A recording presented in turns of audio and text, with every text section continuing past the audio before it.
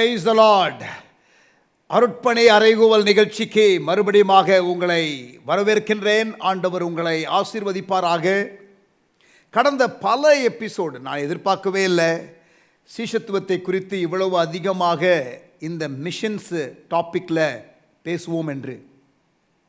ஆனால் சீஷத்துவம் மிக முக்கியமான ஒரு சப்ஜெக்ட். இயேசுவுடைய பிரதான கட்டளை போய் சீஷராக்குங்கள். Go and make disciples was the mandate. Go and make decisions was not the mandate.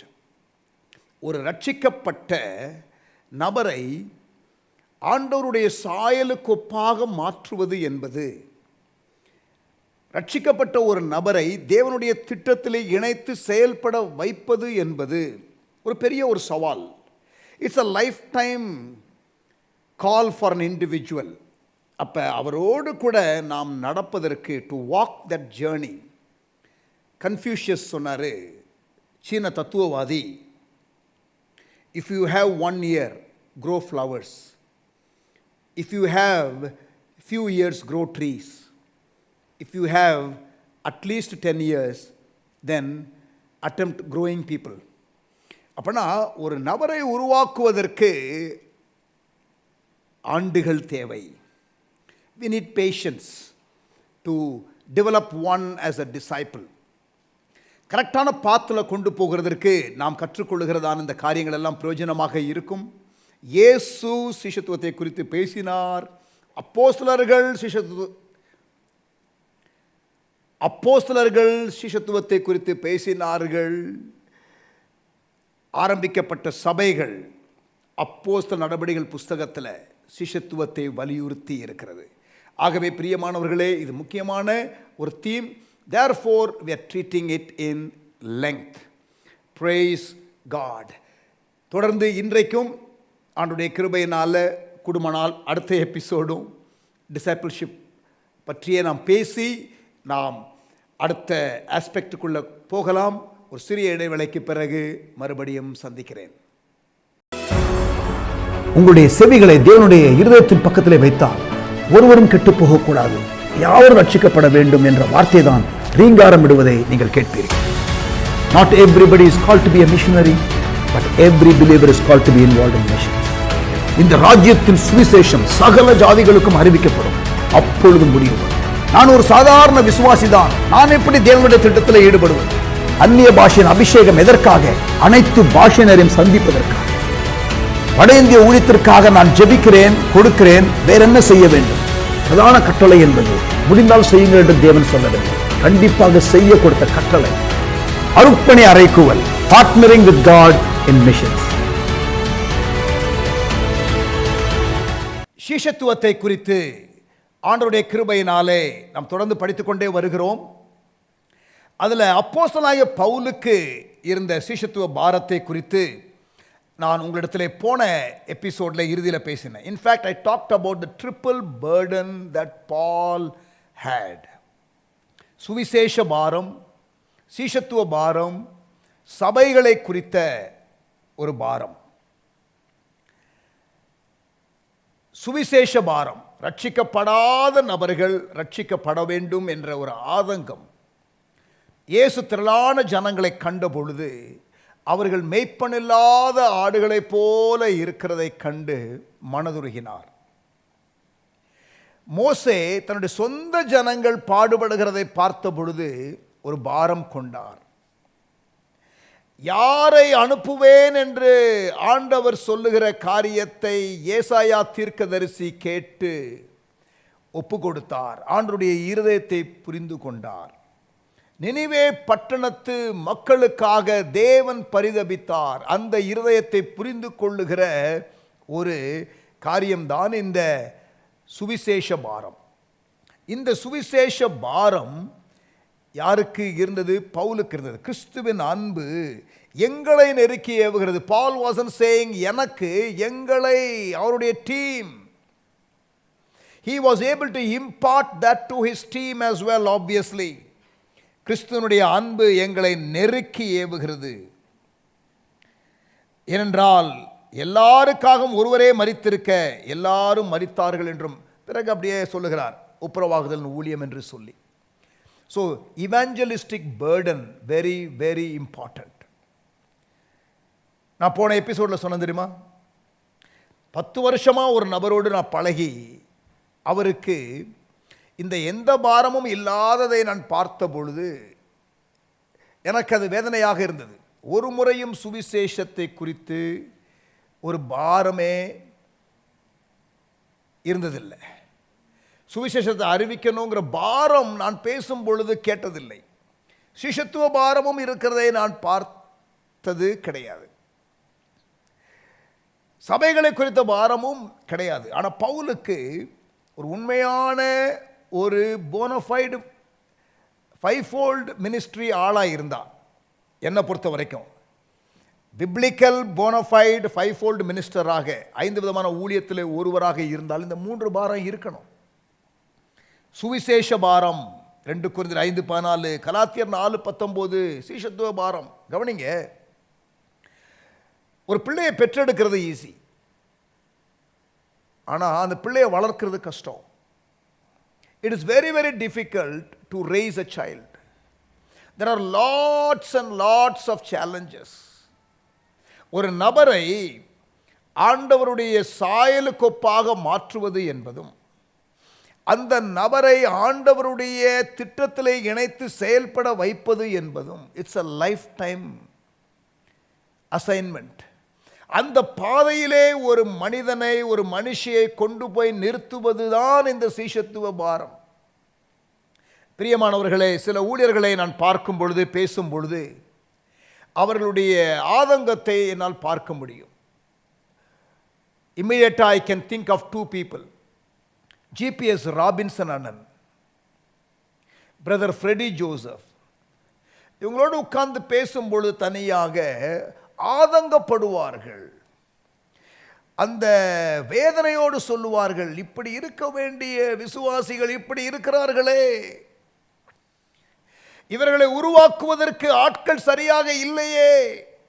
2 விதமான பாரம் அந்த சிஷ்யத்துவ பாரத்திலே. ஒன்று, விசுவாசிகள் சொல்லிக் கொடுத்தாலும் வளர மாட்டேங்கிறாங்களே, அது ஒரு பக்கம். இன்னொரு பக்கம், அவர்களை உருவாக்கி விடுவதற்கு ஆள் இல்லையே. சீஷத்துவ பாரம், டிசைபிள்ஷிப் பர்டன். இப்படிப்பட்ட தேவ மனிதர்களுக்காக ஆண்டவருக்கு ஸ்தோத்திரம். பாஸ்டர் மோகன், பிரதர் மோகன் சி லாசரஸ்,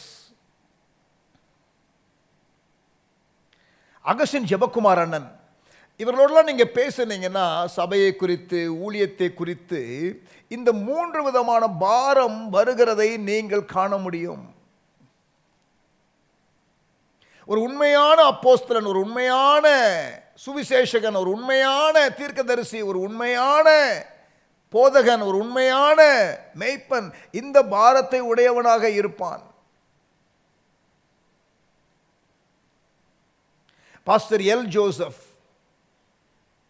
அவர்கள் எங்களோடு கூட, நாங்கள் பாஸ்டர் மோகன், பிரதர் மோகன் C Lazarus, pastor L Joseph மற்றும் நான் தமிழ்நாடு முழுவதும் 7 இடங்களில் ரிவைவல் விஷன் மினிஸ்டர்ஸ் கான்ஃபரன்ஸ், எழுப்புதல் தரிசன ஊழியர் மாநாடு என்பதை 7 இடத்துல நடத்தினோம். கிட்டத்தட்ட ஒரு 7000 ஊழியர்களை சந்தித்தோம்.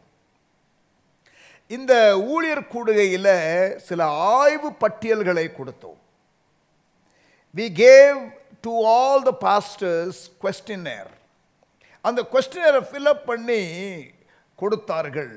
அதை எல் ஜோசப் அண்ணன் பார்த்துட்டு என்கிட்ட ஃபோன் பண்ணி சொல்கிறாங்க, பாஸ்டர் நீங்கள் அந்த ஃபார்ம் எல்லாம் பார்த்தீங்கன்னா கண்ணீர் வடிக்கணும் பாஸ்டர், அழனும் போல இருக்கு பாஸ்டர், நம்ம சபைகளுடைய நிலைமை தமிழ்நாட்டில் இப்படி இருக்கிறதா என்று அவர் கொக்கரித்ததை நான் கேட்டேன். இந்த பாரம் அப்போஸ்தலனாகிய பவுலுக்கு இருந்தது. 3 விதமான பாரம்: சபைகளை குறித்த பாரம், சீஷத்துவ பாரம், அப்புறம் சுவிசேஷ பாரம். 2 கொரிந்தியர் 5:14 இவாஞ்சலிஸ்டிக் பேர்டன், கலாத்தியர் 4:19 டிசைபிள்ஷிப் பேர்டன், 2 கொரிந்தியர் 11:28 சபைகளை குறித்ததான பாரம். ஆமென். இயேசு லூக்கா 14ஆம் அதிகாரத்தில் யாரு சீஷனாய் இருக்க முடியாது என்பதை ஒரு 3 காரியத்தை சொன்னார் என்று நாம் போன எபிசோட்லே ஆரம்பித்தோம். 2 காரியங்களை தான் பார்க்க முடிந்தது. லூக்கா 14ஆம் அதிகாரம், லூக் சாப்டர் 14 verse 26. யாதொருவன் என்னிடத்திலே வந்து தன் தகப்பனையும் தாயையும் மனைவியையும் பிள்ளைகளையும் சகோதரரையும் சகோதரிகளையும் தன் ஜீவனையும் வெறுக்காவிட்டால் எனக்கு சீஷனாய் இருக்க மாட்டான். cannot be my disciple. என்ன நேசிக்கணும் அதிகமா? சொந்த மனைவியை விட, சொந்த அப்பா அம்மாவை விட, சொந்த பிள்ளைகளை விட, தன்னை விட என்னை அதிகமாக நேசிக்க வேண்டும் என்று தேவன் எதிர்பார்க்கிறார். இன்ஃபேக்ட் அவர் அதிகமாக நம்ம நேசிக்க நமக்கு மற்ற எல்லா காரியங்களுமே ஆசீர்வாதமாக இருக்கும். இதுதான் ரகசியம். இன்டிமேட் ரிலேஷன்ஷிப், தனிப்பட்ட உறவு தேவனோடு, அது சரியாக இருக்க வேண்டும் சீஷனாக இருப்பதற்கு. 2வது 27ஆம் வசனம், தன் சிலுவையை சுமந்து கொண்டு. கவனிங்க, தன் சிலுவையை, இயேசுனுடைய சிலுவை இல்லை, இயேசுனுடைய சிலுவையை அவர் சுமந்தார். தன் சிலுவையை சுமந்து கொண்டு எனக்கு பின் செல்லாதவன் எனக்கு சீஷனாய் இருக்க மாட்டான். இண்டிவிஜுவல் கிராஸ், அதை குறித்தும் நாம் போன எபிசோட்லே விரிவாக பார்த்தோம். இண்டிவிஜுவல் கிராஸ், ஒவ்வொரு மனிதனுக்கும் தேவ சித்தம் தான் அந்த சிலுவை. என் மனைவி தான் சிலுவை பாஸ்டர், என் பிள்ளைங்க தான் சிலுவை பாஸ்டர், எங்கள் விசுவாசிங்க தான் சிலுவை பாஸ்டர், இப்படிலாம் வந்து பாதிக்கப்பட்ட மக்கள் பேசுகிறதை நான் கேட்டிருக்கிறேன். அது அல்ல. உங்களுக்கு தேவன் வைத்திருக்கிற தேவ சித்தம் இருக்கிறதே, அதுதான் தேவ சித்தம். ஆகிலும் என் சித்தம் அல்ல உம் சித்தம் என்று கெத்செமனே தோட்டத்தில் இயேசு சொன்னார். பிதாவின் சித்தம் சிலுவை. உங்களுக்கும் எனக்கும் பிதாவின் சித்தம் தான் சிலுவை. அது கடினமாகத்தான் இருக்கும், ஆனாலும் அதை செய்ய வேண்டும். ஆகிலும் என் சித்தம் அல்ல உம் சித்தம் என்று சொல்லும் பொழுது உள்ள இரத்த குழாய் வெடிக்குது. Alignment with God's will can be challenging, but nevertheless it has to be done. Individual cross, தனிப்பட்ட உறவு, தன்னுடைய சிலுவை. Intimate relationship, individual cross. 3வதாக, இதைத்தான் பார்ப்பதற்கு போன எபிசோடில் நமக்கு நேரம் இல்லை, இன்றைக்கு அதை பார்க்கலாம். immense sacrifice, தீவிர தியாகம். வசனம் 33, லூக்கா 14:33. அப்படியே உங்களில் எவனாகிலும் தனக்கு உண்டானவைகளை எல்லாம் வெறுத்து விடாவிட்டால் அவன் எனக்கு சீஷனாய் இருக்க மாட்டான். பொருட்கள் மேல கண்ணு போச்சுன்னா போச்சம்மா அபிஷேகம். ஃபாதர் சூப்பரா பாடினார். இது எப்படி பாடினார் தெரியுமா? எப்பொழுது பாடினார் தெரியுமா? எப்போ இந்த பாடலை ஆண்டவர் கொடுத்தார் தெரியுமா? அவர் மலேசியாவில் ஒரு முறை போயிருக்கும் பொழுது, மலேசியாவில் பெரிய பெரிய ஷாப்பிங் மால் இருக்கும், அங்கே அவரை கூப்பிட்டு போயிட்டாங்க. வேண்டான்னு சொன்னாலும் அவரை இழுத்துட்டு போயிட்டாங்களாம். அங்கே ஷாப்பிங் மாலில் வந்து அவங்க வீட்டுக்கு பொருளெல்லாம் வாங்கிட்டு இருக்கிறாங்க, இவரை விட்டுட்டாங்க. அந்த பொருள் இந்த பொருள் எல்லாம் அப்படியே பார்த்துக்கிட்டு வர்றாரு. இவருக்கு ஒரு பிடிப்பு இல்லை, அப்படியே பார்த்தார். கொஞ்ச நேரத்துக்கு அப்புறம் என்ன பண்ணிட்டாரு, ஃபாதர் கீழே இறங்கி அந்த கீழே உள்ள ஒரு காஃபி ஷாப்பில் உட்காந்து அப்படியே தனியாக இவங்க வரட்டும் என்று சொல்லி உட்கார்ந்துருக்கிறார். அப்புறம் என்ன ஃபாதர் அப்படியே ரிலாக்ஸாக அப்படியே கடையில் போகலாமே, இதுதான் ரிலாக்ஸாக இருக்குன்னு சொல்லி கீழே உட்காந்து அவர் காப்பி குடிச்சிட்டு அப்புறம் ரூமில் கொண்டு விட்டுருங்க, ரூமில் கொண்டு விட்டுருங்க அப்படின்னு கேட்டிருக்கிறாரு. ரூமில் போய் உட்கார்ந்த உடனே ஆண்டவர் பாட்டு கொடுத்துருக்கிறாரு. பொருட்கள் மேலே கண்ணு போச்சுன்னா போச்சம்மா உன் அபிஷேகம். பாருங்க, அதெல்லாம் அவர் சின்சியராக வாழுகிற ஒரு நபர். இஸ்ரவேல் தேசத்திற்கு பல முறை ஆண்டோடைய கிருபையினால் நான் போயிருக்கிறேன், பல முறை மோகன் அண்ணன் போயிருக்கிறாங்க. ஃபாதர் வந்து ஒரு முறையும் போனதில்லை. அப்போ ஃபாதர் நீங்கள் போலையா வாங்கக்கூடன்னு சொல்லிட்டு மோகன் அண்ணன் ஒரு முறை கூப்பிட்டு போனாங்க. அது வந்து ப்ரேயர் டூர். ப்ரேயர் டூரில் வந்து எல்லா இடங்களையும் சுற்றி பார்க்குறது கொஞ்சம் கஷ்டம். ஏன்னா அது வந்து ப்ரேயர் ஃபோக்கஸ். ஏற்கனவே ஒரு முறை டூர் போயிட்டு வந்தவங்க தான் அதுக்கு வருவாங்க. சரி, ஃபாதர் அதில் வந்துட்டாரா, ப்ரேயருக்காக கூட இருக்கிறாரு, நிறைய இடங்களை பார்க்கல. அவருக்கும் பார்க்கணுன்னு ரொம்ப பெரிய ஒரு ஆசையும் இருந்தால் மாதிரி தெரியல. இது 2வது முறை. ப்ரேயருக்காக தான் வர்றாரு. 7 நாள் ப்ரேயரு, தான் முதல் பெயர்செபா வரை. இந்த ட்ரிப்பில் நானும் போயிருக்கேன். அப்போ கப்பர்நகூம் என்ற ஒரு இடத்துக்கு போகிறோம். கப்பர்நகூம் வாசலில் உள்ள என்ட்ரன்ஸ் வந்து ஒரு $5 என்னமோ.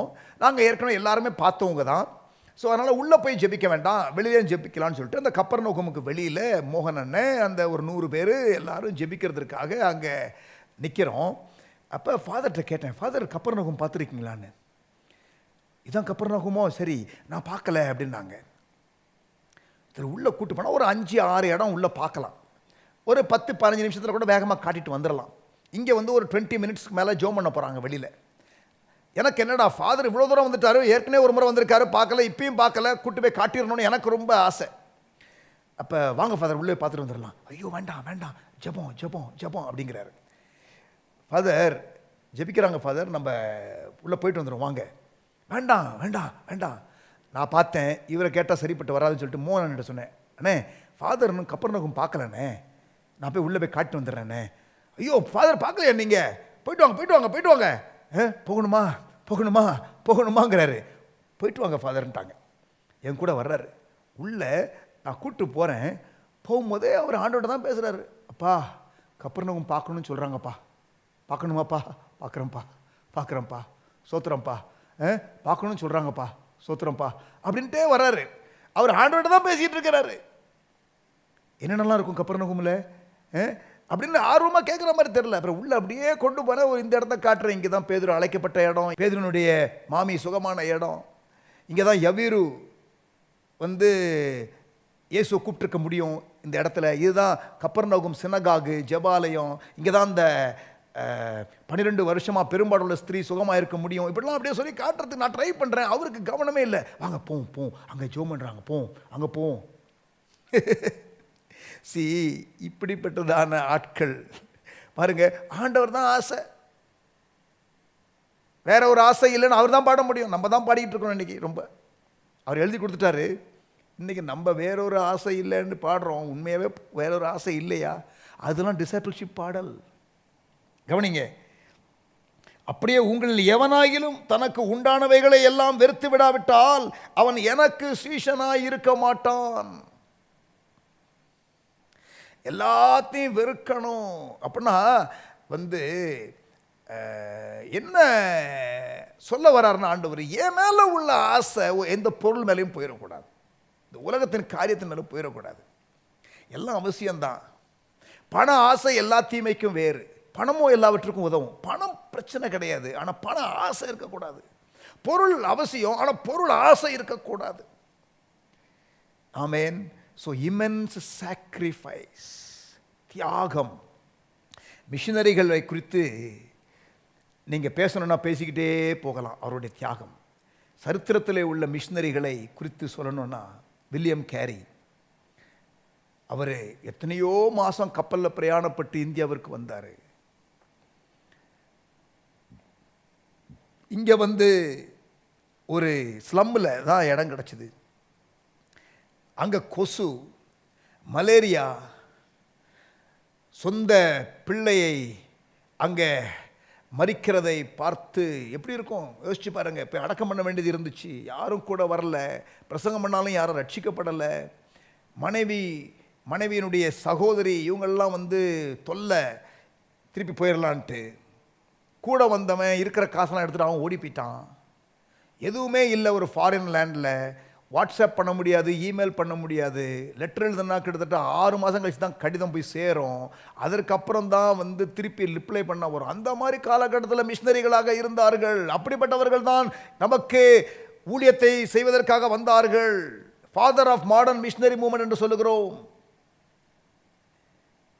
ஹட்சன் டெய்லர் சைனாவுக்கு, அதோனிராம் ஜட்சன் பர்மாவுக்கு, டேவிட் லிவிங்ஸ்டன் ஆப்பிரிக்காவுக்கு போனார்கள் மிஷனரியாக. நான் ஜாம்பியாவுக்கு போயிருக்கும் பொழுது ஊழியத்திற்காக அங்கே டேவிட் லிவிங்ஸ்டனுடைய கல்லறையை பார்க்க வேண்டும் என்று நான் ஆசைப்பட்டேன். ஏனென்றால் அவர் ஆப்பிரிக்காவிலே மரித்த பொழுது அவர் சொன்னார், மரிக்கிறதுக்கு முன்பதாக என்னை இங்கிலாந்துக்கு கொண்டு போயிட வேண்டாம். ஏன்னா இங்கிலாந்தின் அந்த குயின் ஆர் அந்த Royal family set, bring him back if he dies, we will give him a royal grand funeral. இவர் அதை கேள்விப்பட்டு, வேண்டாம், அப்படி ஒருவேளை கொண்டு போக வேண்டிய நிர்பந்தம் ஏற்பட்டால் என்னுடைய சரீரத்தை கொண்டு போங்க, என்னுடைய இருதயத்தை இங்கே அடக்கம் பண்ணுங்க, bury my heart here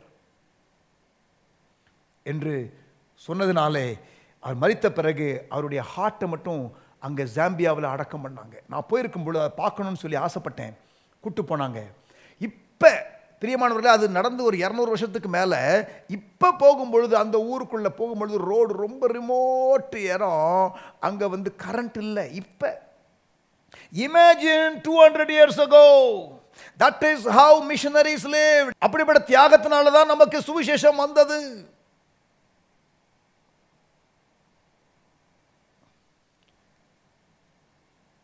பிரியமானவர்களே, இன்றைக்குள்ள missionaries, contemporary missionaries, Augustine Jebakumar அண்ணன் 42 வருஷத்துக்கு முன்னாடி பீகாருக்கு போனாங்க. நான் வந்து 23 வருஷத்துக்கு முன்னாடி பீகாருக்கு போனேன், எங்கள் மிஷன் ஃபீல்டு ஆரம்பிக்கிறதுக்கு. அப்பயே கிட்டத்தட்ட 80% மக்களுக்கு கரண்ட் இல்லை. அதுக்கு முன்னாடி 20 வருஷத்துக்கு முன்னாடி இருக்கும்போது எப்படி இருந்திருக்கும்? அப்பயும் என்னன்னா, அங்கேயே உள்ள ரிமோட் ஏரியா, ஒரு மலை, ரோத்தாஸ் மலை, அங்கே போய் ஊழியர் செஞ்சுருக்கிறாங்க. இப்போ நீங்கள் ரோத்தாஸ் மலைக்கு போனீங்கன்னா கூட, இப்போ நாங்கள் 2 வருஷத்துக்கு முன்னாடி போனோம், சில ஊழியர்கள் அங்கே கூப்பிட்டு போனாங்க. கீழே இருந்து நாங்கள் மேலே போயிட்டு வர்றதுக்குள்ளே எங்கள் மேலே வந்து கிட்டத்தட்ட ஒரு படி மணலை எங்கள் உடம்புலேருந்து எடுக்க முடியும்.